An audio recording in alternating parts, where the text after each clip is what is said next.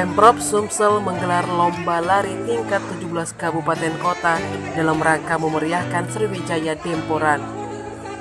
Lomba lari ini dengan start dari Lapangan Merdeka hingga finish kembali ke Lapangan Merdeka Kota Pagar Alam. Ribuan peserta dari berbagai kalangan, mulai dari pelajar, masyarakat, TNI, Polri, dan instansi ikut meramaikan lomba lari dengan jarak tempuh 10 km, 5 km, dan 2,5 km tersebut. Lomba lari tersebut dilepas langsung oleh Gubernur Sumsel Haji Herman Deru yang turut didampingi Kapolres Pagar Alam AKBP Arif Arsono, Dandim, dan Forkompimda. Dari ribuan peserta yang mengikuti lomba lari tingkat nasional yang berhadiah 1 unit mobil tersebut, satu di antaranya adalah Ditreskrimsus Polda Sumsel Kombes Pol M. Anwar Reksowijojo.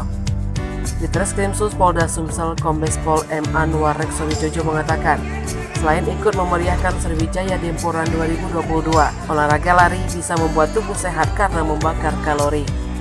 Anwar mengatakan antusias masyarakat luar biasa, di mana ribuan peserta yang mengikuti kegiatan ini tidak hanya datang dari Pagar Alam saja, akan tetapi atlet dari 17 kabupaten kota juga ambil bagian dalam lomba lari ini.